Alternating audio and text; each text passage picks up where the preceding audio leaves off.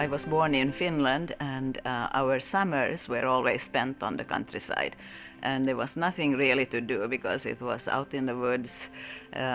So you had to be creative in some ways. And so we actually started to work with the natural elements, you know, pine cones, sticks, and moss, and creating these kind of village scenes. And my sister, who is a year older, we did it together, and she became a sculptor as well. Our mom was very creative in terms of color and aesthetics and design, but she wasn't an artist. But I think it started from her interest in design.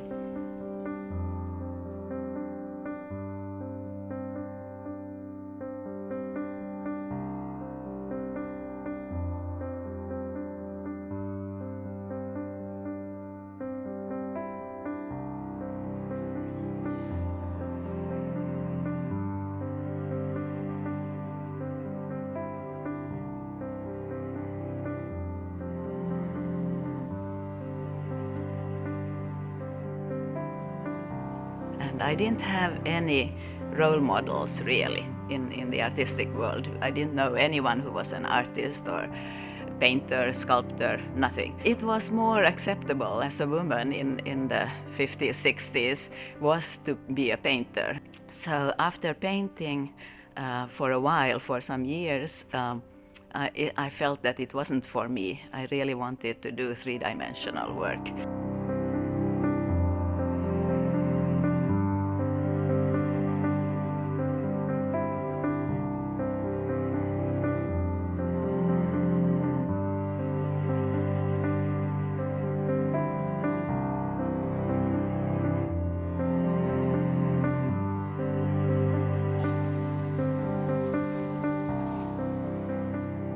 You know, the important part was actually my master's degree in sculpture in Buffalo, New York. And then came the opportunity for my husband to teach at COA, College of the Atlantic.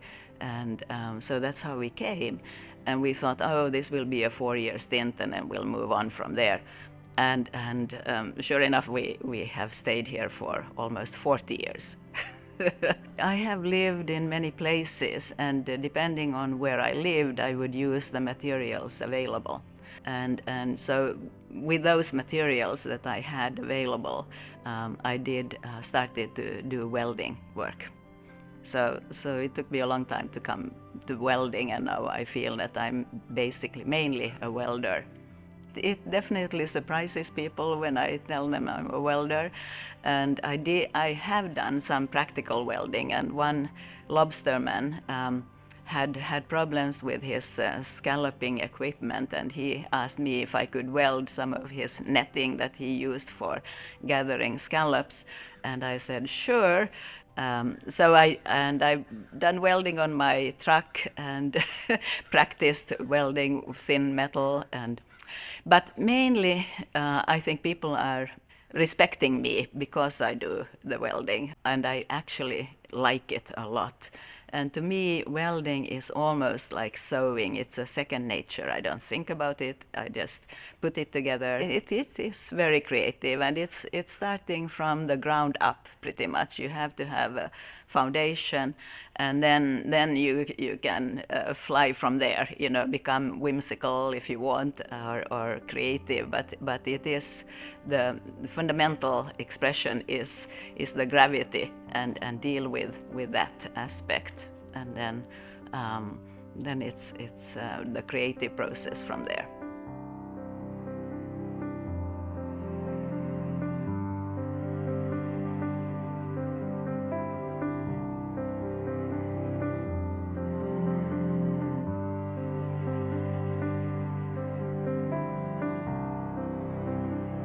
And I spent every summer in Finland, and no summer is without Finland.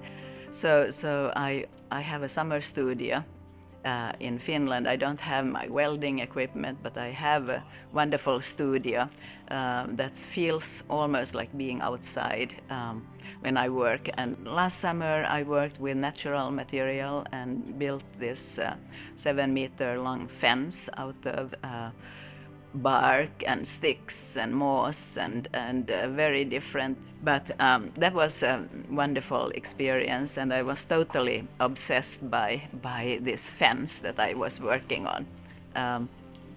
So here, this is more of a welding studio. It's where I worked in the winter, even if it's freezing cold. But I manage. Yeah, it's different. Work is different here and there.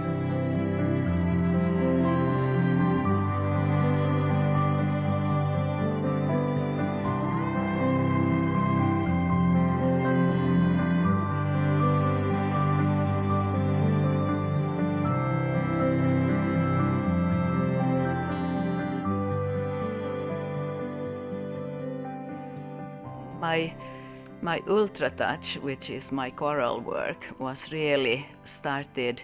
I wanted to make a statement, my environmental statement. I thought this is important. The corals are disappearing, and so I found this material and went to visit a woman who was building her house, and she used this special recycled cotton material.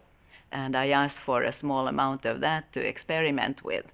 And so it's totally, I think, unique to what I'm doing with my coral work, using this that became a commercial, industrial product actually.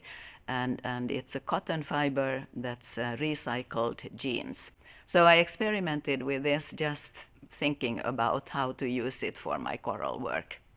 And then experimenting with dyeing it and how to apply it, and it's all trial and error.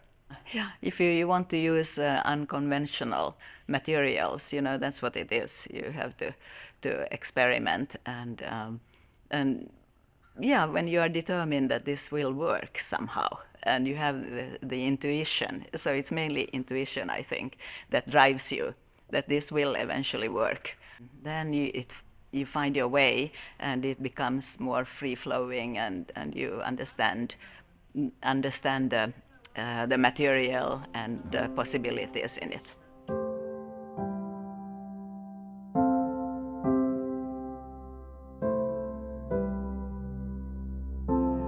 No, I hope everyone sees them differently.